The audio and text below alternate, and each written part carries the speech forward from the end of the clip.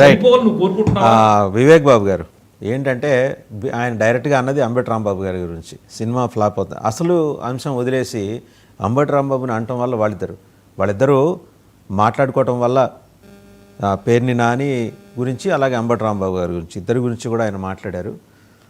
ఇది కాదు కదా అసలు మాట్లాడాల్సింది ఏంటంటే ఈ అంశంలో ప్రభుత్వం ఎంత ప్రొయాక్టివ్గా ఉంది. పవన్ కళ్యాణ్ గారు ఇచ్చిన క్లారిటీ ఈయన ఎందుకు ఇవ్వలేకపోయారు?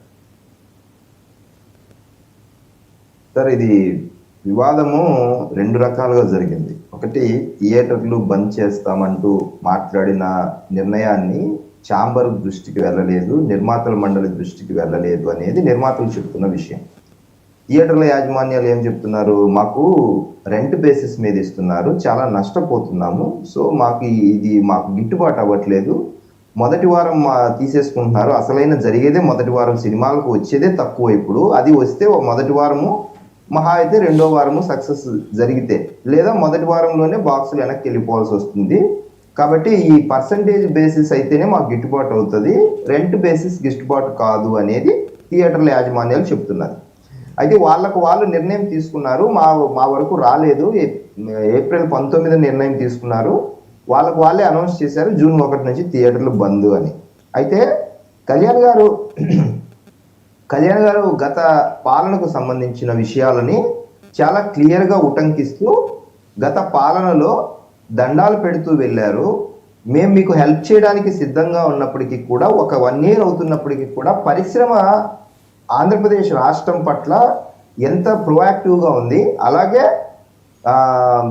రాయితీలు కావచ్చు, సబ్సిడీలు కావచ్చు, ముఖ్యంగా ఆంధ్రప్రదేశ్ రాష్ట్రంలో సినిమాలు తీస్తే సినిమాలు ఒక విధంగా డెవలప్ అవుతాయి, అలాగే మేము మీకు హెల్ప్ చేయడానికి రెడీగా ఉన్నామనే సంకేతాన్ని ఇవ్వడానికి ఉన్నప్పుడు ఒక్కరు కూడా ఇంతవరకు రాలేదు సరికదా. పైగా నా సినిమా వచ్చేటప్పటికే గత ప్రభుత్వం చేసిన తప్పుల్లాగే ఈ ప్రభుత్వంలో కూడా మీ పాటికి మీరు నిర్ణయాలు తీసుకుంటున్నారు అనే ఒక కోణాన్ని ఆయన బహుశా వ్యక్తం చేసి ఉండవచ్చు.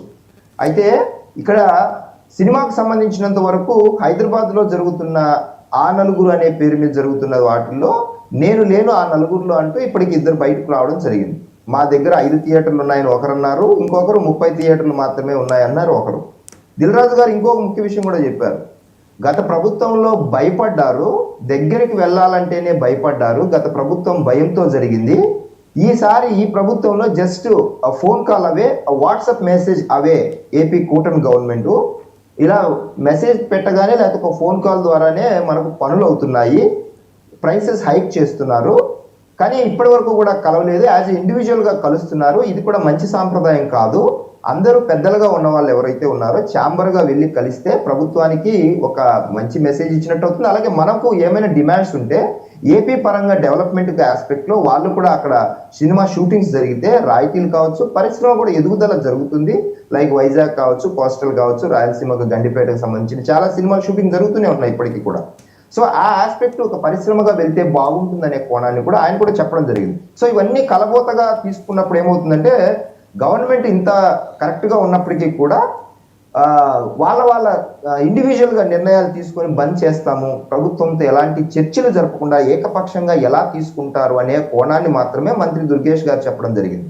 అదే ఎస్కలేట్ అయ్యి కళ్యాణ్ గారి దృష్టికి వెళ్ళడంతో ఆ యొక్క మాటలు, అంటే గవర్నమెంట్ ఇంత సిద్ధంగా ఉన్నప్పటికీ కూడా మీరు ఇంతగా డెసిషన్లు ఎలా తీసుకుంటారు అనే సంకేతాన్ని చెప్పడం జరిగింది. అంతిమంగా దిల్ రాజు గారు ఏమన్నారంటే, నేను ఆ స్థాయి దాటిపోయాను, థియేటర్లు దగ్గర పెట్టుకునే స్థాయి దాటిపోయాను, నేను ఇంటర్నేషనల్ లెవెల్లో సినిమాలు తీసుకుంటున్నాను, ఆ సంస్కృతి నా దగ్గర అయితే లేదన్నారు. అలాగే అరవింద్ గారు కూడా అన్నారు. సో ఇక్కడ పరిశ్రమ బాగుండాలంటే థియేటర్లు, ఎగ్జిబిటర్లు బాగుండాలి, డిస్ట్రిబ్యూటర్లు బాగుండాలి. అయితే వీళ్ళందరూ వాళ్ళు మాట్లాడింది, వివేక్ బాబు గారు వాళ్ళిద్దరూ మాట్లాడింది చేస్తుంటే నేను నా కోడి నా కుంపటి తెల్లారితే సరిపోతుంది అన్నట్టే ఉంది కదా. అంటే 250 సినిమాలు, చిన్న సినిమాలు వస్తాయి సార్ ఇండస్ట్రీకి సంబంధించి. ఈ 2-3 రోజులుగా చదువుకొని కొంచెం హోంవర్క్ చేసి తెలుసుకుంది ఏంటంటే 250 చిన్న సినిమాలు, వాళ్ళు బతకాలి కదండి. వాళ్ళు బతకటానికి వీళ్ళందరూ పెద్ద వాళ్ళందరూ వాళ్ళ ఒక ఛత్రం ఇస్తే ఆ నీడలో వాళ్ళు బతుకుతారుగా.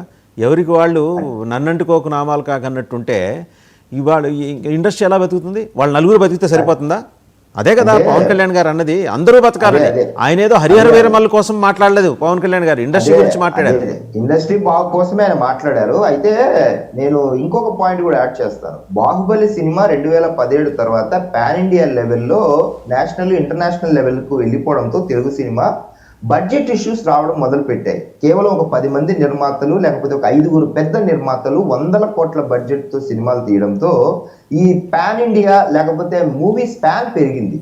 మూవీ స్థాయి పెరగడంతో అందరూ ఆ రీచ్ అవ్వలేకపోగా సినిమాలు కూడా రేట్లు పెరగడము, first week second week shows పెరగడము, బెనిఫిట్ షోలు అంటూ సినిమా మొదటి 2 వారాల్లోనే కలెక్ట్ చేసుకోవాలి, ఆ డబ్బులు ఆగేసుకోవాలని పెద్ద సినిమాలు తీయడంతో చిన్న సినిమాలు దాని మీద బర్డెన్ పడిపోతుంది ఆటోమేటిక్గా. థియేటర్లు దొరక్కపోవడము, అలాగే వాళ్ళంత పెట్టి డబ్బులు పెట్టి రిలీజ్ చేయలేకపోవడము. ఈ సంస్కృతి అంటే 17 నుంచి మొదలైపోయింది బాగా పెద్ద ఎత్తున. సో చిన్న సినిమాలు ఓటీటీకి రావడము, ఓటీటీలో కూడా బ్రహ్మాండమైన హిట్లు ఇచ్చిన సినిమాలు ఉన్నాయి. అలాగే మనం టెక్నాలజీని కూడా ఆపలేము, ఎప్పటికప్పుడు టెక్నాలజీ అప్డేట్ అవుతూనే ఉంటుంది. ఇలాగే పెద్ద నిర్మాతలు కూడా ఓటీటీలో డైరెక్ట్ గా రిలీజ్ చేసిన కొన్ని సినిమాలు కూడా బంపర్ హిట్లు కొట్టడం జరిగింది. సో మనం అదే అంటున్నాము, అటు చిన్న సినిమా బతకాలి, అలాగే ఎగ్జిబిటర్లు బతకాలి, థియేటర్లు బతకాలి. సో ఈ ఆస్పెక్ట్ లో అందరం కలిసి కూర్చొని తీసుకోవాల్సిన ఒక నిర్ణయాన్ని ఏకపక్షంగా ఎలా ప్రకటిస్తారు అనే